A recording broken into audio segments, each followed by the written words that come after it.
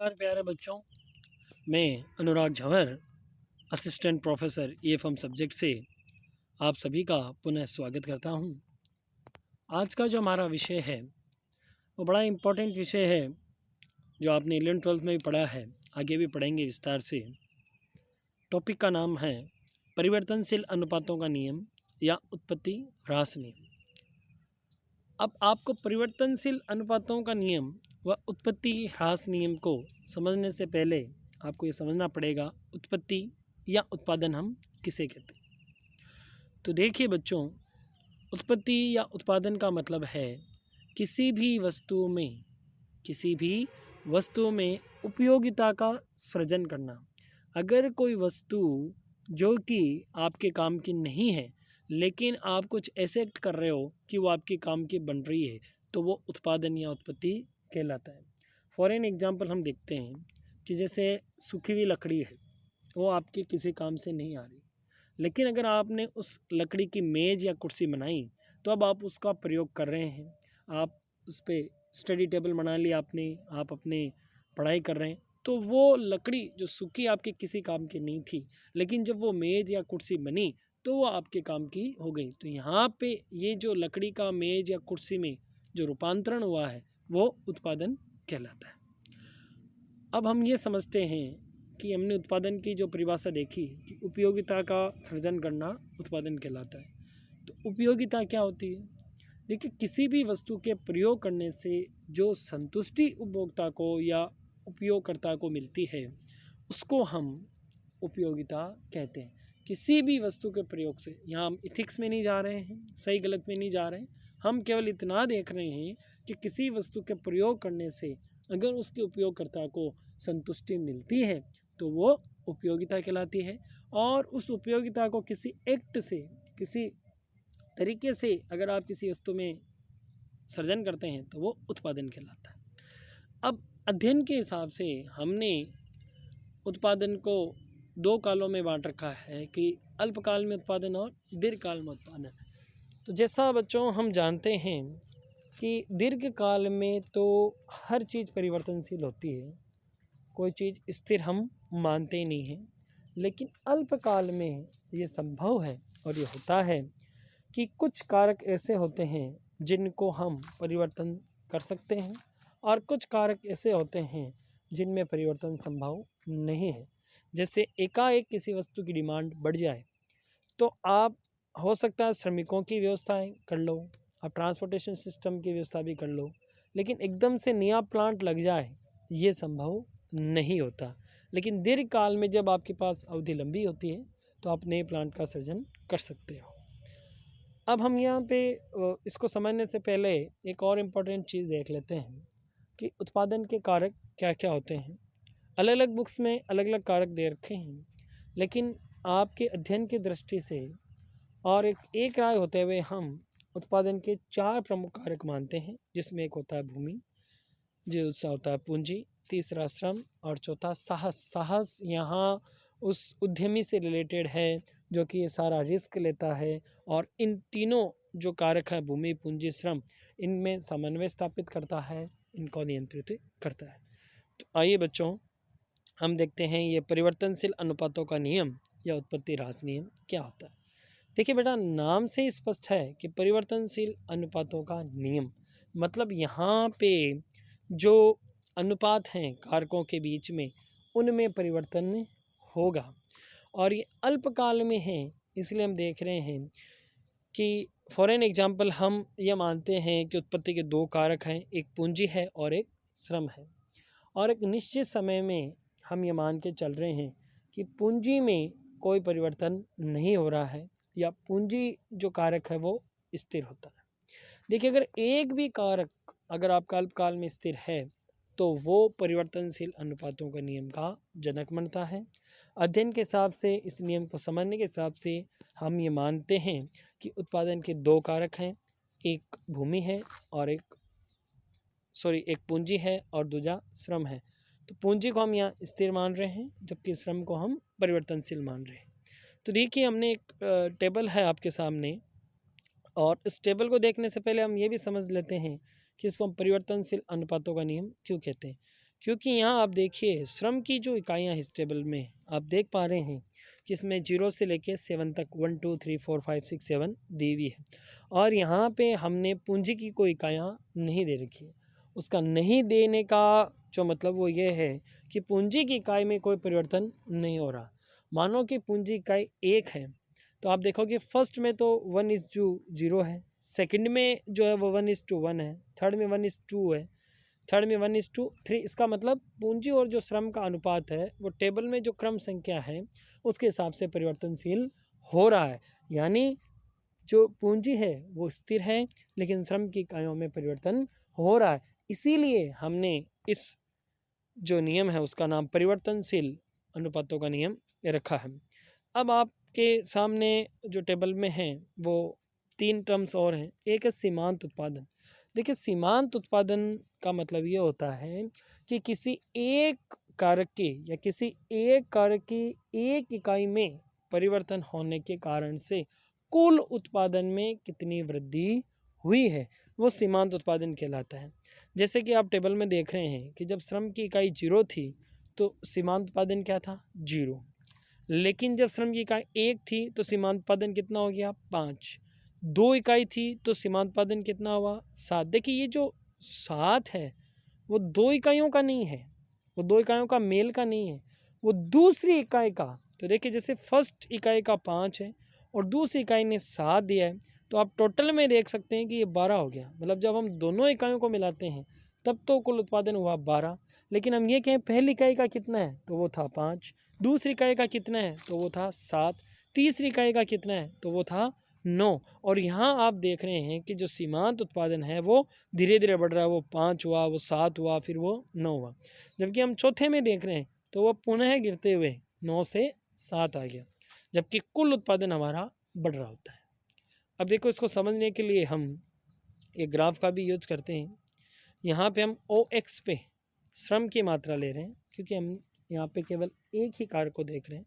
और उसमें आप नीचे देख सकते हैं कि हमने श्रम की यूनिट लिख रखी हैं 0 से लेके 7 तक 1 2 3 4 5 6 7।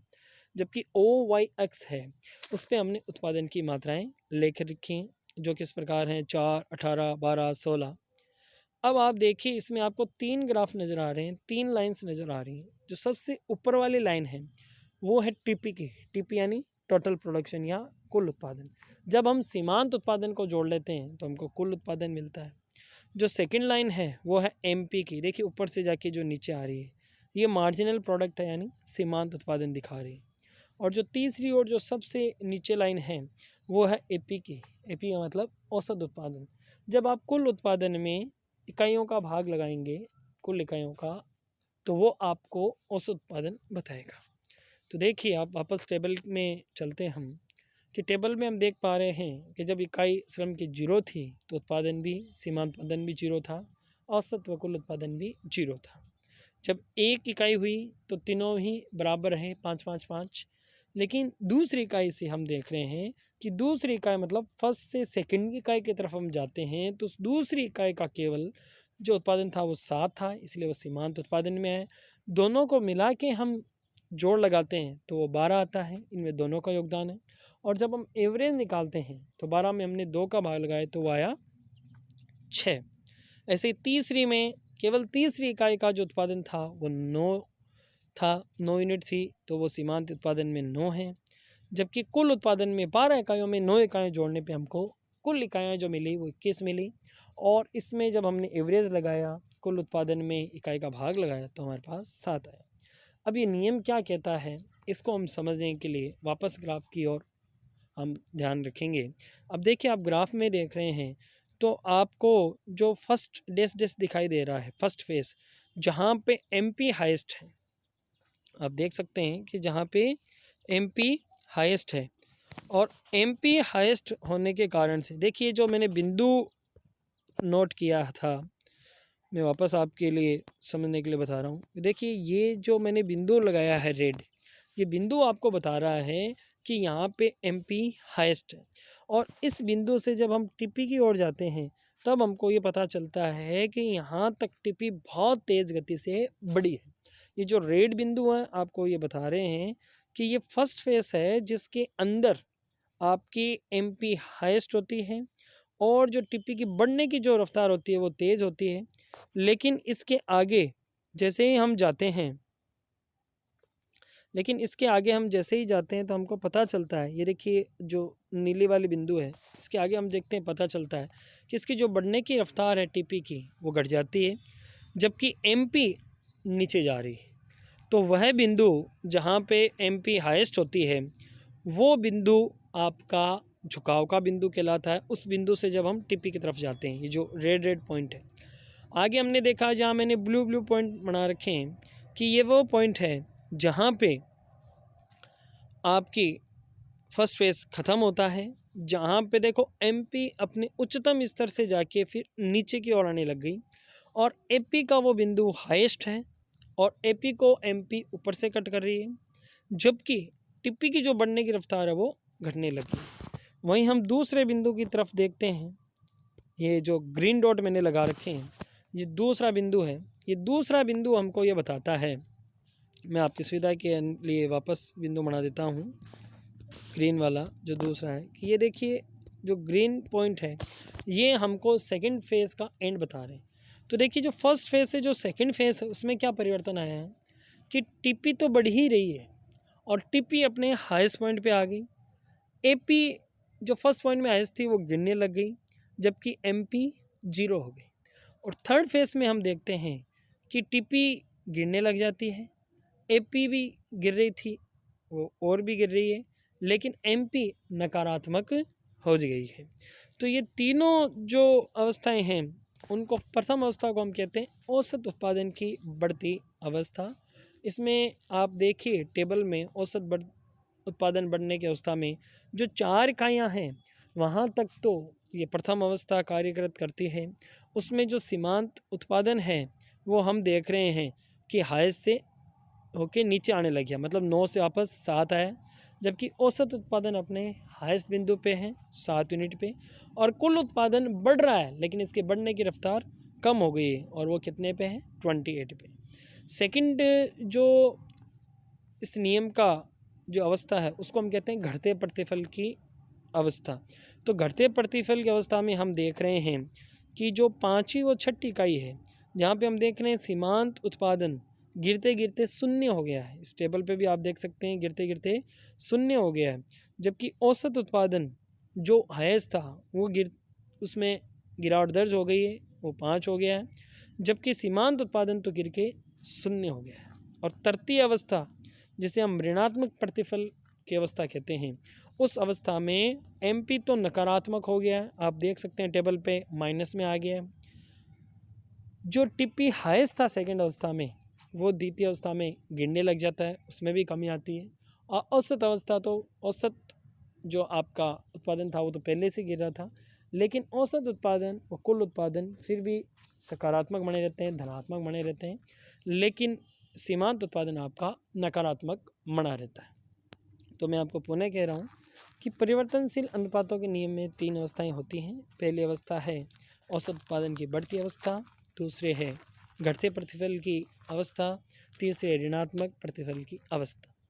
आप ध्यान रखिए औसत उत्पादन की बढ़ती अवस्था पहले में हमने 2 भाग देखे थे, एक झुकाव का बिंदु और एक औसत उत्पादन की बढ़ती अवस्था का बिंदु। तो झुकाव के बिंदु तक तो एमपी बढ़ती रहती है, लेकिन फर्स्ट पॉइंट में ही जो फर्स्ट अवस्था उसमें ही एमपी बढ़ने से गिरने लग जाती है और उस बिंदु पे ये अवस्था ख़त्म होगी जहाँ पे एवरेज प्रोडक्ट हाई होगा, औसत उत्पादन अधिकतम स्तर पे होगा और उस बिंदु पे एमपी जो सीमांत उत्पादन की रेखा है वो उसको ऊपर से काटेगी। यहाँ पे टोटल उत्पादन या टोटल प्रोडक्शन है, कुल उत्पादन है, उसके जो ग्राफ है उसकी बढ़ने की रफ्तार भी कम हो जाती है। द्वितीय अवस्था हम देखते हैं जहाँ पे एपी गिरना स्टार्ट हो जाता है, लेकिन टीपी या जो कुल उत्पादन है वो अपने उच्चतम स्तर पे होता है, जबकि सीमांत उत्पादन शून्य में चला जाता है। और जो तृतीय अवस्था है वो होता है ऋणात्मक प्रतिफल की अवस्था, जिसमें आपका सीमांत उत्पादन, कुल उत्पादन और औसत उत्पादन तीनों गिर रहे होते हैं। देखिए औसत उत्पादन तो द्वितीय अवस्था में गिरने लग गया था, सीमांत उत्पादन प्रथम अवस्था में गिरने लग गया था और कुल उत्पादन है वो तृतीय अवस्था में गिरना स्टार्ट हो जाता है, लेकिन कुल उत्पादन व औसत उत्पादन धनात्मक रहते हैं, जबकि आपका सीमांत उत्पादन नकारात्मक रहता है। तो आज के लिए इतना ही बच्चों। असाइनमेंट के लिए मैं आपको सजेस्ट करूँगा कि आपके पास जो बुक्स है उसको देखें, उसको समझें। सीमांत उत्पादन की अवस्था या बढ़ते हुए उत्पादन की अवस्था किस प्रकार से वर्तमान में लागू हो रही है, कोई एग्जाम्पल आप बताएं, और कोई क्वेरी हो तो आप मुझे ज़रूर बताएं। धन्यवाद बच्चों।